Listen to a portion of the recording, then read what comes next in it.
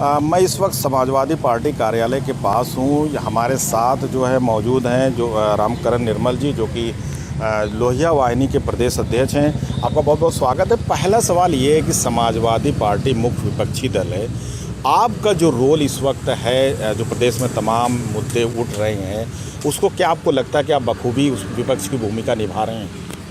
ये लोकतंत्र में विपक्ष की एक अहम भूमिका होती है, तभी अच्छा लोकतंत्र माना जाता है। और उत्तर प्रदेश में आप देश का जब एनालाइज करेंगे अन्य प्रदेशों का, तो उत्तर प्रदेश में समाजवादी पार्टी ऐसी है कि विपक्ष में रह करके उनने सारे मुद्दों को, जो जन विरोधी नीतियां हैं सरकार की, ऐसे कोई भी कार्य जो आम जनमानस में जुल्म ढा रही सरकार, उसको लेकर हमेशा समाजवादी पार्टी हमेशा रोड पे रही है, हमेशा रोड पे उतरी। कई आंदोलन आपने देखे, चाहे डीजल और पेट्रोल की मूल्य वृद्धि हो, चाहे नीट जी के छात्रों को इस कोरोना काल में ज़बरदस्ती एग्ज़ाम दिलवाना हो, चाहे आपने देखा होगा 5 साल जो संविदा पे कार्य करने 50 साल जबरन रिटायरमेंट का हो, उसको पार्टी ने स्टैंड लिया। 14 तारीख को उसका आंदोलन था। 21 तारीख को कई मुद्दों को लेकर के, किसानों की समस्या को लेकर के, जो निजीकरण है, जो जीरो फीस पे अनुसूचित जाति जनजाति के बच्चों को फीस की सुविधा जो थी उसे ख़त्म करी सरकार, उसको लेकर के पार्टी आंदोलन कर रही है, लगातार कर रही है। हाथरस में चाहे हमारी बहन को न्याय दिलाने का मामला हो, सबसे पहले अगर कोई पूरे प्रदेश में आंदोलन किया है रोड पर उतर के, तो समाजवादी पार्टी और समाजवादी पार्टी के कार्यकर्ताओं ने किया है, राष्ट्रीय अध्यक्ष माननीय अखिलेश यादव जी के निर्देश पे।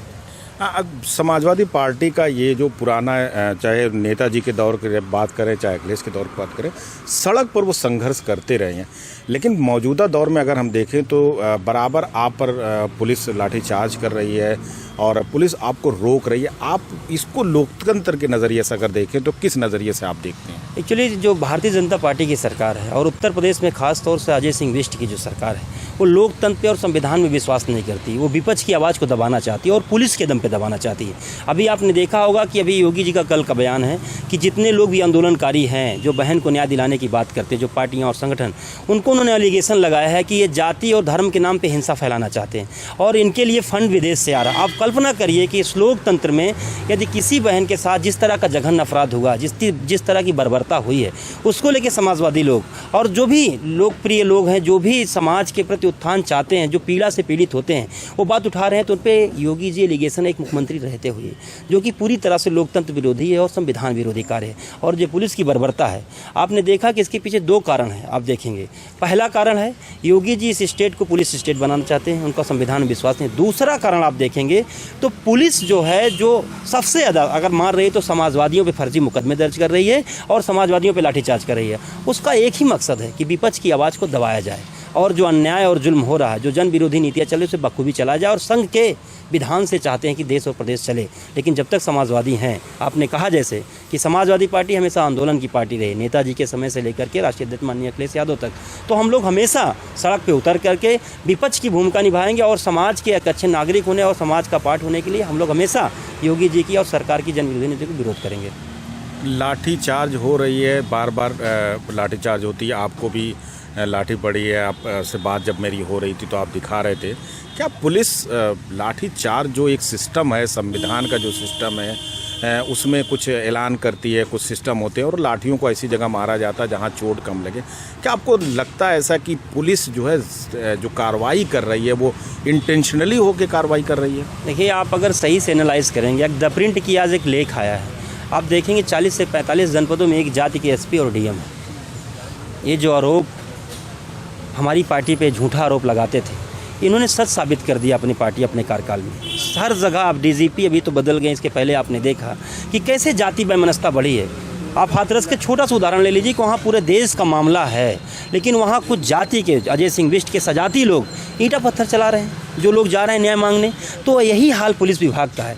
योगी सरकार ने पुलिस विभाग को भी जाति के नाम से बांट दिया है, जाति के नाम से वायलेंस है। आपने देखा कि दलित पिछड़े समाज के जो भी अधिकारी हैं, जो भी पुलिस कर्मचारी हैं, उनको ऐसी जगह भेजा जा रहा है जहां वो निष्क्रिय हैं, जहां वो कुछ नहीं कर सकते हैं। ऐसे लोगों को, जो फ्यूडल टाइप के लोग हैं, जो हमेशा अन्याय करते हैं, उनको ले आके बैठा दिया गया है।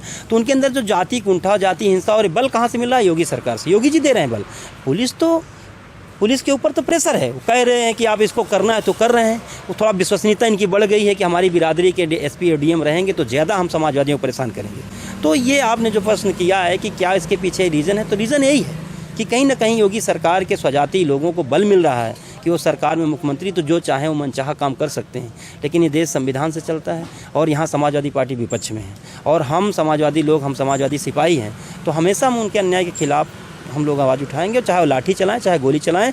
और नेताजी ने तो जेल भरो आंदोलन का भी नारा दिया था, हम लोग जेल भी भरने का काम करेंगे। लाठियों से डरेंगे नहीं? नहीं, कभी नहीं डरे हैं, समाजवादी तो कभी नहीं डरा है लाठी से। आपने अभी देखा 2 अक्टूबर का गांधी जी के जयंती पे हम लोगों को शांतिपूर्वक मौन धरना था, 2 घंटे का हमारा अहिंसात्मक वो था, लोक सत्याग्रह था, लेकिन इसको भी रोका। लेकिन समाजवादी डरे नहीं, पूरा लखनऊ इन्होंने बैरिकेडिंग लगा के ब्लॉक कर दिया था, लेकिन समाजवादी साथी डरे नहीं। और पूरा आपका देखा हजरतगंज भरा हुआ था, वो लाठियों से नहीं डरते हैं।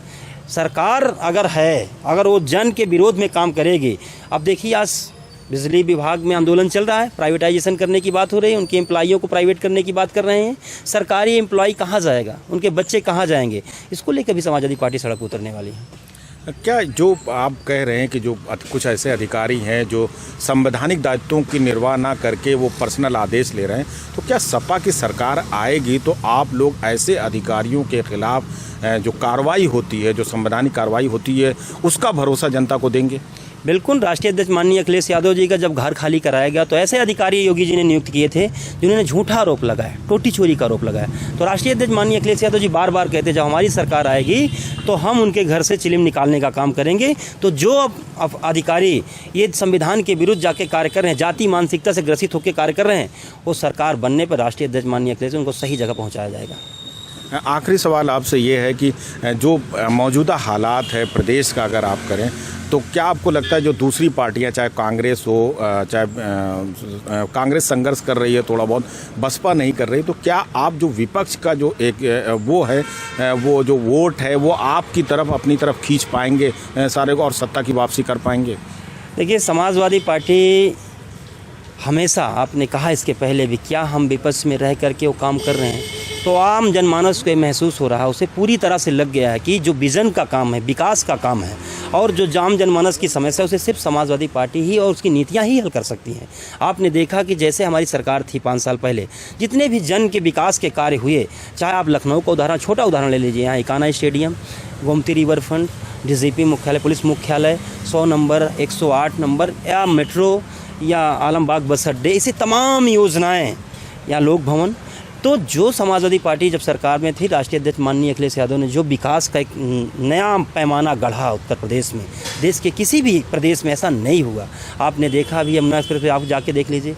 तो जो विकास के पैमाने में समाजवादी पार्टी पहले थी, अगर हमको मौका मिलेगा, अब ये जनता, क्योंकि हम लोग काम कर रहे हैं लगातार, हम लोगों को पूर्ण विश्वास है कि हम 2022 में योगी सरकार को हम पलट देंगे। और जब समाजवादी पार्टी सत्ता में आएगी तो बदले की भावना से काम नहीं करेगी, विकास की भावना से काम करेगी, और जिसकी जितनी संख्या है उस जनसंख्या के अनुपात से अब की बार भागीदारी सुनिश्चित करेगी समाजवादी पार्टी। ये राष्ट्रीय अध्यक्ष माननीय अखिलेश यादव जी बार बार कहते हैं कि हमारी सरकार आएगी तो हम जनसंख्या के अनुपात से भागीदारी सुनिश्चित करेंगे, और इस जो प्राइवेटाइजेशन हो रहा है इसके विरोध में हम ला लाएंगे, और प्राइवेट सेक्टर को, उसको हम सरकारी सेक्टर में बदलेंगे, और आम जनमानस को, गरीब के, किसान के बेटे को हम उसमें रोजगार दे पाएंगे।